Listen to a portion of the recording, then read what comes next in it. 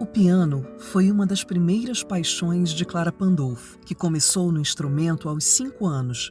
A cientista nasceu em 12 de junho de 1912, quando a capital paraense vivia os últimos anos do período áureo do ciclo da borracha.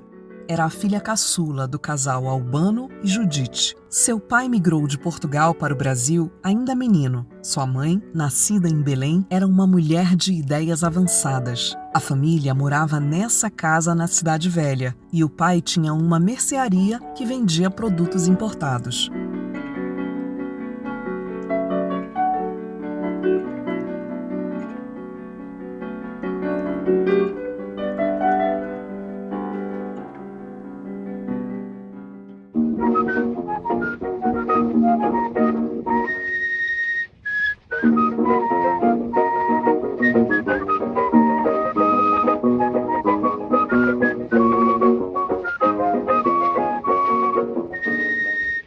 Clara fez as provas finais do ensino médio no Colégio Paz de Carvalho. A família não tinha recursos para pagar um curso universitário. Ela foi matriculada numa instituição gratuita recém-criada em Belém, a Escola de Química Industrial, que funcionou na Praça da República. O legado da Escola de Química foi, sem dúvida nenhuma, o olhar sobre os produtos naturais amazônicos que foi se propagando dentro daqueles professores que eram oriundos da escola e que se tornaram depois formadores de profissionais da química, né? E eles sempre percebiam os produtos naturais amazônicos eles como importante fonte de informações sobre a natureza química e bioquímica da Amazônia. A paraense queria ser aviadora, como a brasileira Anésia Pinheiro Machado, primeira mulher a realizar um voo solo no Brasil. Mas o destino lhe reservou outros caminhos. Tinha 17 anos quando terminou o curso da Escola de Química, em 1929. O estudo da química a levou a se apaixonar pela Amazônia. O grande mentor da cientista foi Paul Leconte, diretor da escola e um dos últimos naturalistas da Amazônia.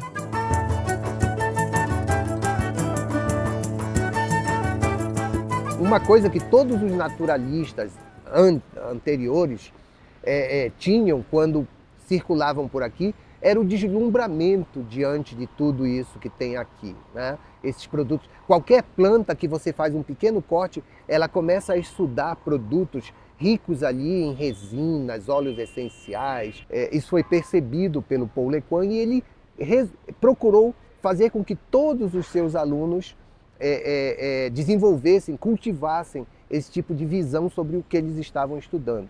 Clara, com certeza, impregnada por essa percepção, levou isso adiante em toda a sua carreira. Nos anos 1930, Clara integrou o movimento sufragista, liderado pela feminista paulista Berta Lutz. Casou-se com o gaúcho Rocco Rafael Pandolfo.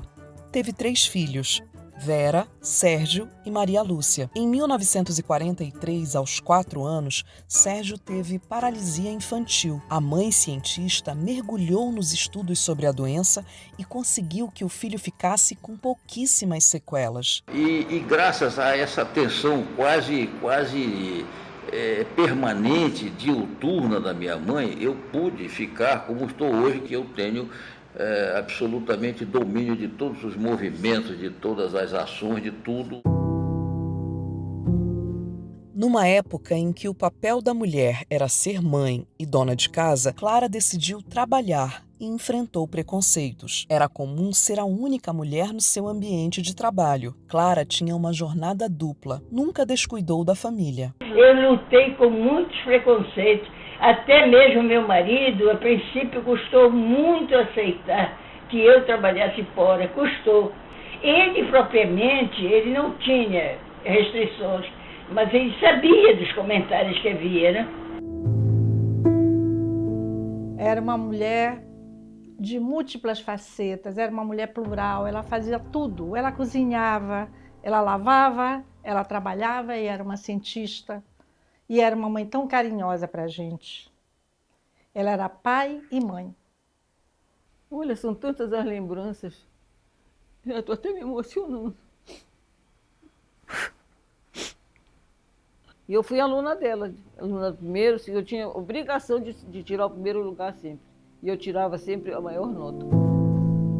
Trabalhou no magistério por quase 20 anos e recebeu o título de professora emérita da Universidade Federal do Pará em 1989, mas foi nos estudos da Amazônia que ela se destacou em cargos de liderança.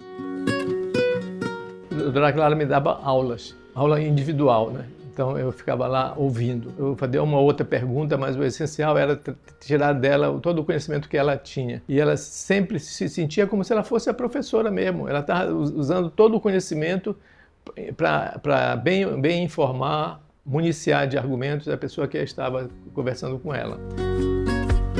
Clara trabalhou por 36 anos em agências de desenvolvimento regional da Amazônia. A cientista foi uma voz dissonante contra o modelo de ocupação da Amazônia pela agropecuária. Ela atuou numa instituição que, de certa forma, foi responsável pela destruição de uma parte significativa da Amazônia, na medida em que essa instituição, que era a Sudan, ela avalizava financiamentos para projetos agropecuários e, Clara, apontava, por meio dos seus estudos e dos estudos que ela coordenou, das pesquisas que ela coordenou na direção do Departamento de Recursos Naturais, ela apontava os problemas desse modelo de ocupação da Amazônia. E ela dizia isso textualmente.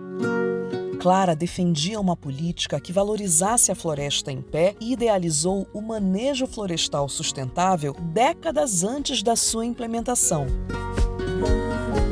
Foi mais uma ideia que ela teve que era muito à frente do tempo dela. E não foi para frente, eu não sei porquê, mas eu desconfio que tenha sido pelo fato dela ser mulher. Ela publicou em 78 um grande estudo sobre que ela chamava de floresta de rendimento.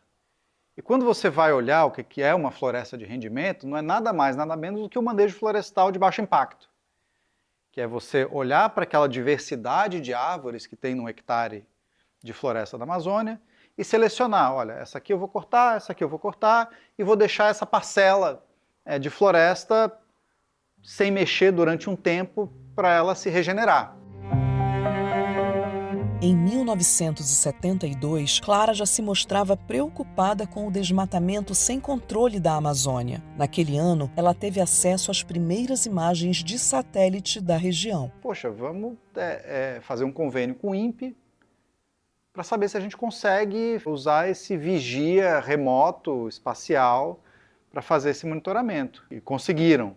E deu super certo, e o Brasil hoje é liderança no mundo em monitoramento por satélite de floresta tropical por conta daquela ideia original da Clara Pandolfo. O monitoramento por satélite permite que a gente consiga avaliar as diferentes pressões e ameaças sobre os ecossistemas amazônicos e sobre as pessoas também. Hoje a gente monitora, por exemplo, estradas que são abertas pelas forças econômicas locais. Começa também, depois da abertura da estrada, a extração de madeira. Então a gente consegue detectar. A extração de madeira ela cria um ecossistema mais vulnerável às queimadas. Então a gente consegue também detectar queimada em floresta. Em toda a sua carreira, Clara publicou cerca de 50 trabalhos. A cientista se aposentou em dezembro de 1990, aos 78 anos.